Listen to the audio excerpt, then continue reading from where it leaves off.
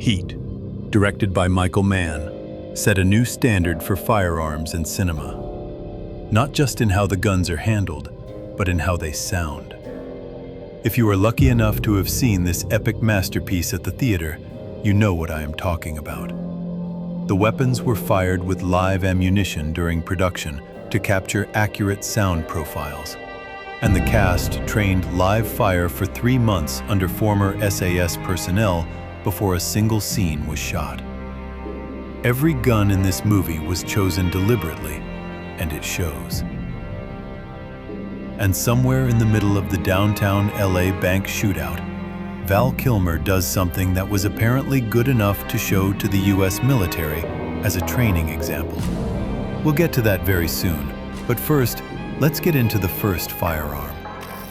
Detective Vincent Hanna carries a Colt M1991A1 Series 80 Officers ACP in .45 ACP. A compact 1911 variant with a shortened grip frame that holds 6 rounds. Not exactly department regulation, even in 1995. The character is written as a Marine veteran, and the 1911 would have been familiar from service. Colt introduced this series in 1991 as a return to the original Browning design, trimming back the commercial variations that had built up over the years. The Officer's ACP was one of the most compact 1911 variants available at the time, with a grip frame short enough to make it genuinely concealable under a jacket, at the cost of 1 round compared to the standard commander length. Hanna has a pistol, and he's chasing a crew with military rifles. That gap gets addressed later, in the most direct way this movie has. McCauley carries a Heckler & Koch USP, and we see him set it down on the glass table in his apartment in one of the movie's most recognizable shots. The version in the movie is the 9mm variant. The USP in .45 ACP wasn't commercially released until May 1995, and Heat filmed mostly in 1994. The USP was H&K's first polymer-framed pistol, introduced in 1993, largely in response to American law enforcement interest. The USP was also the first H&K pistol to feature an integrated equipment rail under the barrel, a proprietary system that predated the now standard Picatinny rail. The USP also formed the basis for the Mark 23, a larger variant developed specifically for U.S. Special Operations Command, one of the few pistols ever procured to a SOCOM specification. The armored car job goes wrong because of one man, and the gun he uses to blow it up is one of the most obscure production pistols of the 1990s. Waingro shoots one of the armored car guards with a Steyr Megastar in .45 ACP, a large, all-steel double-action pistol built by Steyr Bonifacio Echeverria in Spain. When it was introduced in 1992, the Megastar was the only production pistol rated for a steady diet of full-power 10mm ammunition, holding 14 rounds. It was a serious piece of hardware that never found its market. Steyr was chasing law enforcement contracts that never came through, and the company went under in 1997. The Megastar was in production for only 2 years, from 1992 to 1994, making it one of the shortest-lived service pistols ever put into commercial production. Waingro spends the rest of the movie running. McCauley spends the rest of the movie hunting him. And the gun he uses to finish it tells you everything about the character. That's a Sig Sauer P220 in .45 ACP. McCauley uses it in the hotel room where he tracks down and shoots Waingro. Introduced in 1975, it was adopted by Japanese defense forces and used by police agencies across Europe through the Cold War years. The P220 uses a decocking lever instead of a manual safety, dropping the hammer to a rest position without firing, a design choice that influenced almost every SIG pistol that followed it. The P220 has been in continuous production since 1975, and the basic design has changed so little over 50 years that early production models and current ones share most of their internal components. Someone at the drive-in theater isn't part of the crew, and he's carrying something most gun people have never seen in person. The hitman sent to kill McCauley carries a Steyr TMP, tactical machine pistol, out of Austria. This was only the second movie the TMP appeared in. The first was True Lies in 1994, and it's the exact same actor playing the hitman in both with the same gun. The TMP was designed starting in 1989, using a locked breech rotating barrel to manage 9mm at 850 rounds per minute in a package smaller than most handguns, feeding from translucent 15 or 30-round magazines. By the time Heat came out, the only agencies running it were Austria's Echo Cobra and Italy's GIS. Steyr sold the design to Brugger and Tomet in Switzerland in 2001 for 1 Austrian shilling, and they turned it into the MP9. When the drive-in transaction went sideways, the man on the exit wasn't carrying anything low profile. Michael Cheritto brings a Benelli M3 Super 90 to the drive-in. The M3 has a rotating collar on the fore end that switches it between semi-auto and pump, so it runs regardless of shell power level. The M3 came out in 1989 and was one of the first shotguns to offer both modes in one platform without meaningful reliability issues. It got picked up by military and law enforcement agencies in Europe and the US fairly quickly after release. The police brought a shotgun too, and one detective used his on a door in a hallway. Detective Casals carries a Mossberg 590. He loads 12-gauge slugs on screen and uses it to breach a door in a tight apartment corridor. The 590 came out in 1987 as a military-spec version of the Model 500, reinforced to meet U.S. Armed Forces procurement requirements and eventually adopted across multiple service branches. It differs from the 500 in its metal trigger group, dual extractors, and extended tube capacity. Hanna grabs one off a patrol officer later and uses it at the airport before going back to his officer's ACP. The detectives going into that bank shootout weren't relying on pistols. Most of them brought rifles, and the rifle they're carrying has a detail that any M16 enthusiast will spot immediately.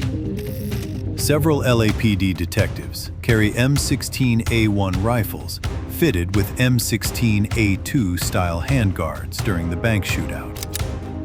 The A2 handguard swap was a common practice among movie armorers in the 1990s. The round, horizontally split A2 handguards were simpler to source and required only one type instead of the left and right mirrored triangular A1 handguards. The M16A1 itself entered U.S. military service in 1967 as a refined version of the original M16, adding a forward assist, a closed birdcage flash hider, and a chrome-lined chamber. Casals uses his to wound Shiherlis during the shootout. There's an unintentional irony in the LAPD carrying M16s in this movie. In reality, the department didn't acquire surplus M16s from the U.S. Army until after the 1997 North Hollywood bank robbery, when the inadequacy of their handguns against rifle-equipped suspects became impossible to ignore. Before any of the handguns or shotguns showed up, this crew ran their jobs with rifles. And for the armored car, McCauley wasn't going light.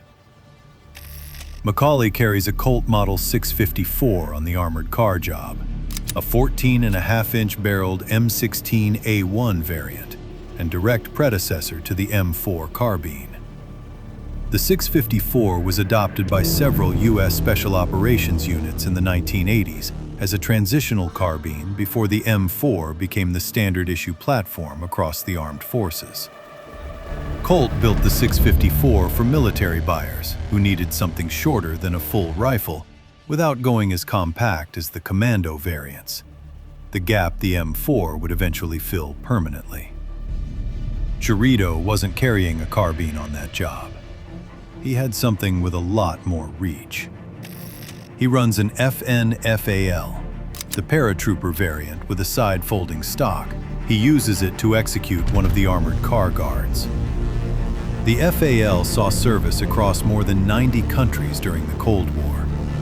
It was chambered in 7.62 by 51 mm NATO and offered in both semi-automatic and select fire configurations depending on the customer.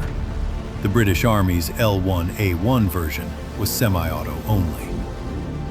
The design proved so adaptable that it was manufactured under license in over 10 countries, including the UK, Australia, Canada, Argentina, and Israel, often with local modifications that made parts non-interchangeable between nations. Belgium had only replaced it with the FNC 6 years before Heat came out. For Overwatch at the drive-in, one of the crew set up with a rifle that looked more at home in a Cold War bunker than a Los Angeles parking lot.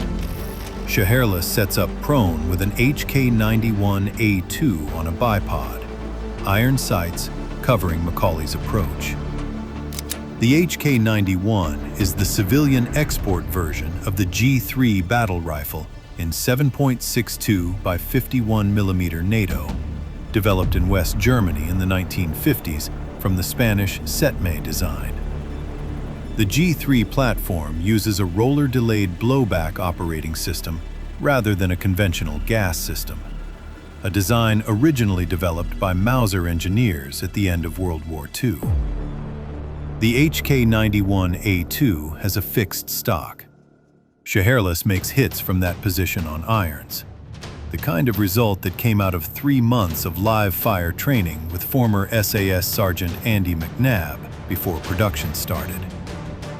Shiherlis doesn't just bring rifles to this job.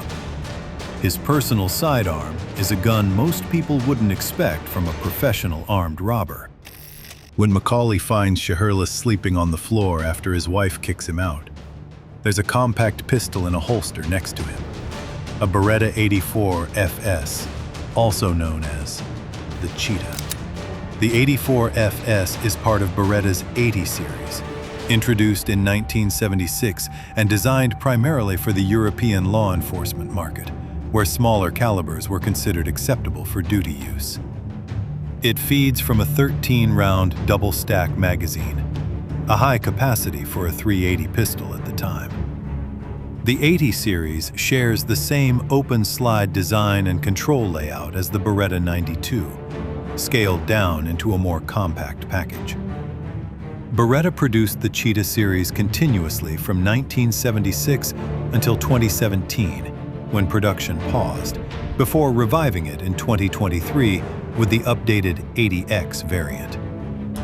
Hanna doesn't show up to the bank shootout with a shotgun. He brings a rifle the LAPD had no real reason to own, and he uses it more carefully than anyone else out there. Hanna pulls an FNC at the bank, Fabrique Nationale Carabine, a select-fire Belgian rifle in 5.56 mm NATO with a shortened barrel and M16-style flash hider. FN developed it in the late 1970s as a lower-cost NATO alternative to the M16, with a Kalashnikov-influenced gas system and stamped upper receiver. Belgium adopted it in 1989 to replace the FAL. Sweden licensed it as the AK-5. The FNC can fire full auto, but Hanna fires it semi-auto the entire time. Mann told the actors playing LAPD to fire single rounds only. Cops on a city street would be thinking about what's behind the target. Cheritto wasn't carrying the FAL at the bank. He switched to something from a different continent, with one feature no other gun on this list has. Cheritto is running an EMI Galil arm in 7.62 by 51 mm NATO, with a wooden handguard, folding bipod, and folding stock. The arm is the light machine gun variant of the Galil family. The wooden handguard is there because the polymer version couldn't handle extended fire. Israel developed the Galil after the 1967 Six-Day War, when IDF soldiers found the fall too unreliable in desert conditions. They'd captured a lot of Egyptian AK-47s and liked the platform. So designer Yisrael Galil combined AK reliability with M16 ergonomics, working from the Finnish Valmet RK62. Early prototypes used Finnish receivers. Cheritto doesn't make it. McCauley and Shiherlis do. And the gun they used to get out ended up in a real police report 2 years later. Both McCauley and Shiherlis carry Colt Model 733s, 11.5-inch barreled carbines on collapsing stocks, converted to full auto, hidden under jackets on bungee slings. The 733 is a commando pattern Colt built on an M16A2 lower, short enough to conceal and capable of defeating the soft body armor LAPD patrol officers were wearing in 1995. Andy McNabb choreographed the sequence, and the training was thorough enough that footage of Kilmer doing a tactical reload behind a car was reportedly used to demonstrate M16 reload technique to U.S. military personnel. The 733 designation was never an official Colt military designation. It was an internal model number used in Colt's commercial catalog to identify the short-barreled commando variant built on the newer M16A2 lower receiver. Heat came out 30 years ago, and the downtown shootout still holds up because Mann didn't fake any of it. The weapons, the training, none of it. If you want to see how a movie tried to follow in Heat's footsteps in its own unique way, the Den of Thieves Firearms breakdown is right here.